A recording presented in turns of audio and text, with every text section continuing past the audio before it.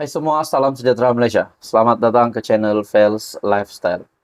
Tuan-tuan dan puan semua, di samping kita mendengar ada saja pendedahan dari SPRM, ada saja kes rasuah yang melibatkan berjuta ringgit, ratus ribu pun ada. Setelah Datuk Seri Anwar Ibrahim menjadi Perdana Menteri, ada saja pendedahan yang dilakukan oleh SPRM.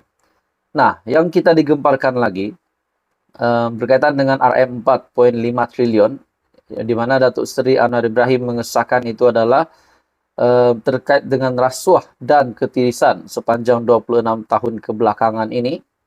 Akhirnya, polis juga ataupun PDRM juga diarahkan untuk menyiasat perkara ini, bukan saja SPRM tetapi PDRM pun dan juga Bank Negara Malaysia. Pada akhirnya, polis juga kita dapat lihat semakin sibuk. Apa tidaknya, pengurus CDAP, Lim Guan Eng, ada membuat satu kenyataan sebelum ini, menggesa supaya orang ramai membuat laporan polis terhadap Hadi Awang. Dan begitu juga akhirnya, ada beberapa pemimpin-pemimpin di dalam kerajaan yang telah membuat laporan polis terhadap Hadi Awang.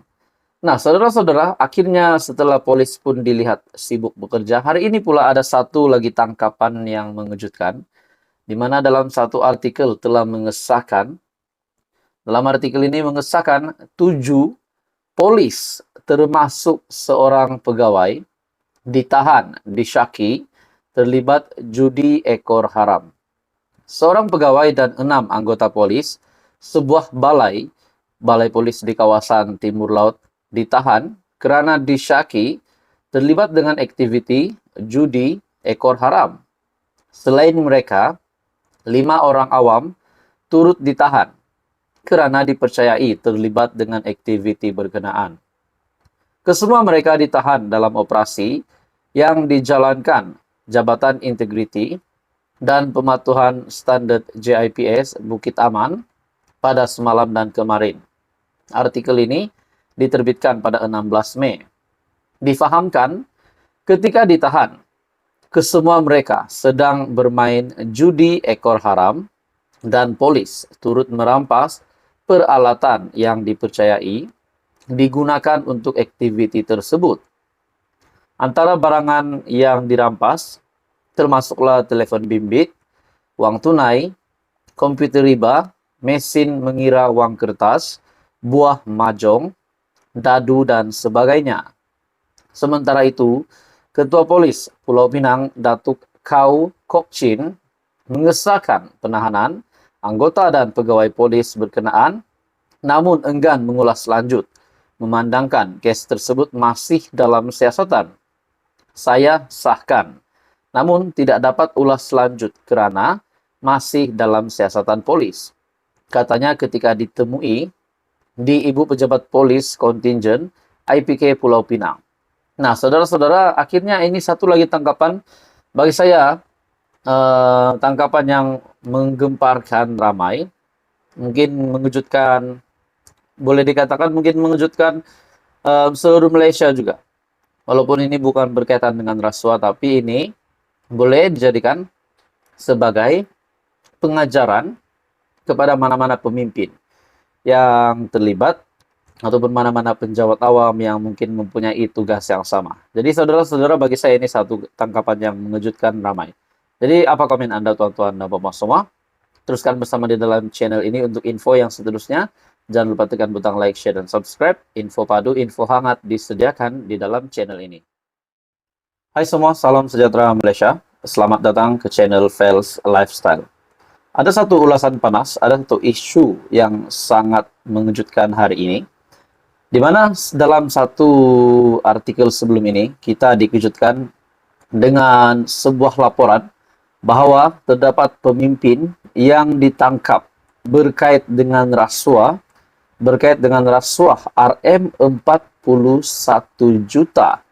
Nah, sudah pasti jumlah sebesar ini adalah satu lagi pendedahan yang amat mengejutkan, ramai terutamanya kepada Perdana Menteri sendiri, Datuk Seri Anwar Ibrahim, yaitu Perdana Menteri Malaysia ke-10 yang kita tahu memang amat tidak menyukai apa-apa berkaitan dengan rasuah. Apakah tidaknya setelah Anwar Ibrahim menjadi Perdana Menteri, kita dapat lihat ada saja dalang-dalang ataupun jurung-jurung perasuah yang mencuri, mengikis duit rakyat, mengikis duit kerajaan, akhirnya dapat ditangkap dan dapat didakwa. Hari ini, saudara-saudara, terdapat satu pendedahan yang panas, mengesahkan, saya boleh katakan ini adalah pemimpin, di mana mengesahkan pemimpin ini yang akan disiasat oleh SPRM terkait rasuah RM41 juta. Dan yang mengejutkan, rumah dan pejabat pemimpin ini disahkan telah diserbu oleh SPRM. Dalam satu artikel mengesahkan dari syabudin.com, kalau tidak ditahan SPRM, saya tiada peluang bersihkan diri. Kamis lalu, rumah dan pejabat blogger politik serta pemilik saluran TV, internet, NR Channel, Muhammad Rafi Awang Kecik diserbu SPRM untuk satu siasatan berhubung dakwaan rasuah berjumlah RM41 juta melibatkan sebuah kementerian. Seterusnya, pada pagi Jumat yang lepas juga, Muhammad Rafi direman selama 2 hari untuk tujuan siasatan lanjut atas dakwaan menerima rasuah RM1,3 juta daripada sebuah syarikat yang beliau diberi peranan melobi bagi mendapatkan projek tersebut. Sebaik berita penahanan beliau terdedah kepada umum, pelbagai persepsi dan tanggapan tidak baik segera muncul di pelbagai medium media sosial. Nah, bagi saya, saudara-saudara, serbuan di rumah dan pejabat blogger politik ini, bagi saya ini pasti juga menjadi amaran kepada mana-mana pemimpin politik di Malaysia yang mungkin terlibat rasuah. Nah, saudara-saudara, ini juga menjadi amaran supaya pemimpin-pemimpin pada masa kini tidak akan melibatkan diri dalam rasuah. Apa tidaknya setelah SPRM mengesahkan serbuan di rumah dan pejabat blogger politik ini kerana beliau terlibat dengan dakwaan rasuah RM41 juta. Secara umumnya, kerja melobi adalah perkara biasa bukan saja dalam perniagaan, malah dalam hampir semua urusan dunia moden dengan bayaran tertentu dikenakan atas persetujuan bersama. Jadi, saudara-saudara,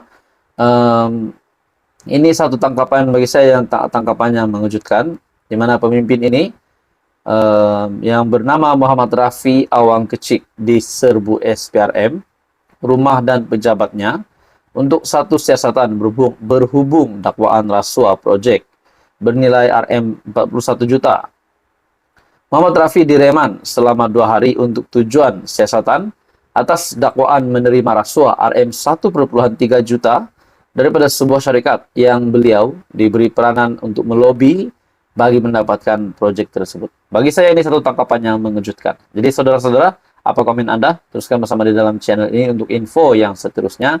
Jangan lupa tekan butang like, share, dan subscribe. Info padu info hangat disediakan di dalam channel ini.